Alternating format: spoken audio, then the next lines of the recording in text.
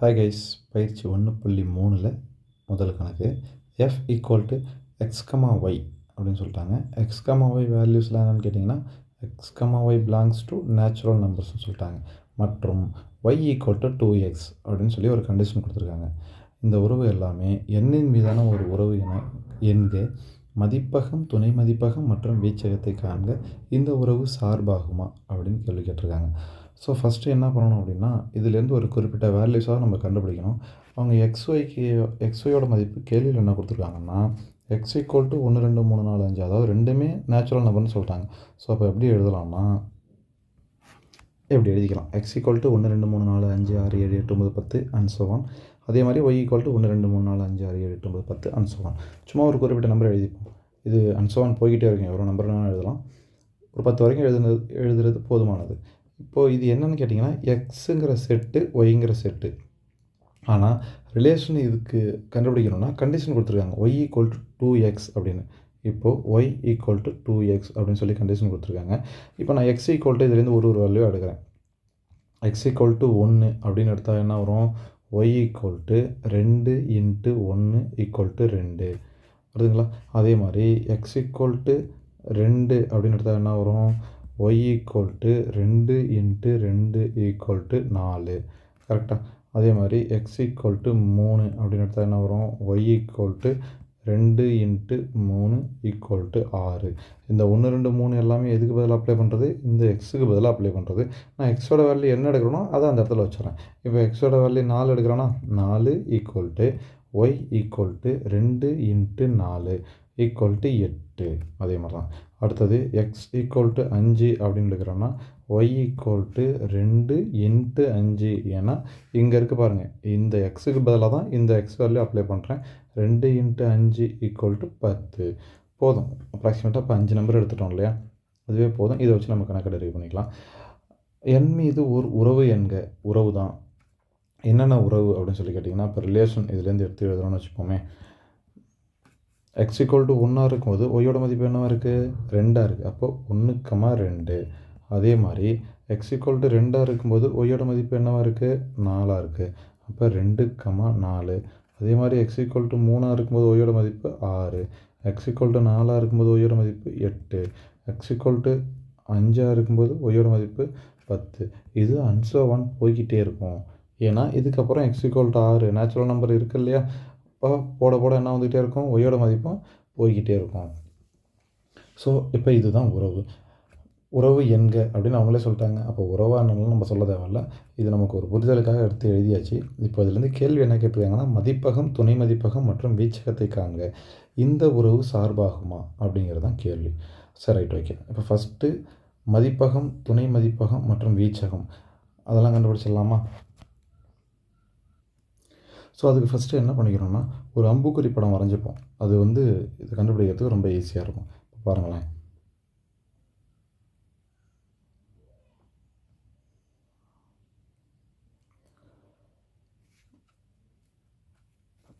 இது எக்ஸோட மதிப்பு, இது ஒய்யோட மதிப்பு. எக்ஸோட மதிப்பு என்ன, 1 2 3 4 5 6 7 8 9 10 அண்ட் ஸோ ஆன் போய்கிட்டே இருக்கும்.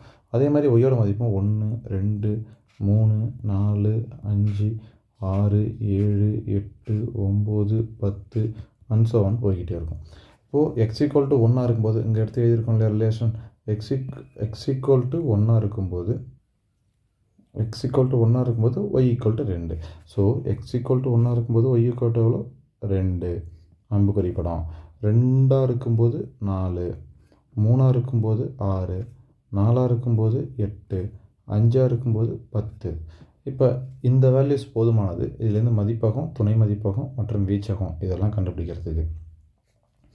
இப்போது இந்த உறவோட, அதாவது ஆரின் மதிப்பகம்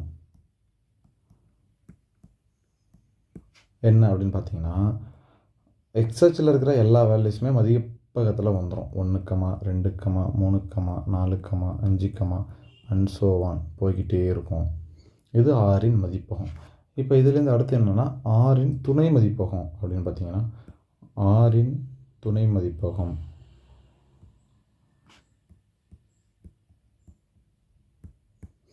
இது ஒய் அச்சில் இருக்கிற வேல்யூஸ் அப்படியே வந்துடும். இது மதிப்பகம், இது துணை மதிப்பகம். ஓகேங்களா? 1 2 3 4 5 அண்ட் ஸோ ஆன். இப்போது இதில் முக்கியமானது இன்னொன்று என்னென்னா, ஆரின் வீச்சகம் என்ன அப்படிங்கிறது தான் நம்ம கரெக்டாக எடுத்து எழுத வேண்டியது. மேலே இருக்கிற ரெண்டும் பெரிய கஷ்டம்லாம் இல்லை. ஏன்னா ஃபஸ்ட்டு இருக்கிறது இது மதிப்பகம், இது துணை மதிப்பகம் அப்படின்னு எடுத்து எழுதி முடிச்சிருவோம். வீச்சகம் எழுதும்போது என்ன பண்ணணும்னா, துணை மதிப்பகத்தில், அதாவது இந்த செட்டில் இதில் இருக்கிற உறுப்புக்கு எந்தெந்த உறுப்புக்கெல்லாம் மதிப்பகத்தில் 300 இருக்குதோ, அது என்ன மதிப்பகம் 300 அப்படின்னு கேட்டிங்கன்னா, இப்போ இங்கே 2 இருக்கா, இந்த 2ஓட 300 என்ன அப்படின்னு பார்த்தீங்கன்னா 1. அப்போது இந்த 1க்கு 2 என்ன சார் அப்படின்னு கேட்டிங்கன்னா, 1ஓட நிழல் ஒரு 2, 2ஓட 300 1. இப்போ அதே மாதிரி 2க்கு 300 1 இருக்கா, அப்போ அந்த 2ங்கிற நம்பர் வீச்சகத்தில் இடப்பெறும். அடுத்தது 3க்கு முன்னாடி ஏதாவது இருக்கா, இல்லை. 4க்கு 300 இருக்கா, இருக்குது. அப்போ 4. அடுத்தது 5க்கு இருக்கா, இல்லை. 6க்கு இருக்கா, இருக்குது. அதே மாதிரி போய்கிட்டே இருக்கும். 8 10 அண்ட் ஸோ ஆன் போய்கிட்டே இருக்கும். அதாவது துணை மதிப்பகத்தில் இருக்கிற எந்தெந்த உறுப்புகளுக்கெல்லாம் மதிப்பகத்தில் 300 இருக்குதோ அந்த உறுப்புகள் மட்டும் வீச்சகத்தில் இடம்பெறும். அவ்வளோதான் வீச்சகம் கண்டுபிடிக்கிறது. ஓகே, இப்போது என்னென்ன கண்டுபிடிச்சாச்சு, மதிப்பகம், துணை மதிப்பகம் மற்றும் வீச்சகம் வரைக்கும் கண்டுபிடிச்சாச்சு. இந்த உறவு சார்பாகுமா அப்படின்னு சொல்லி கேட்டிருக்கிறாங்க. சார்பாகுமா அப்படின்னு சொல்லி அதுக்கு என்ன கண்டிஷன்னா, மதிப்பகத்தில் இருக்கிற ஒவ்வொரு உறுப்புக்கும் துணை மதிப்பகத்தில் நிழல் உரு இருக்கணும். அப்படி இருந்துச்சுன்னா அது சார்பாகும்.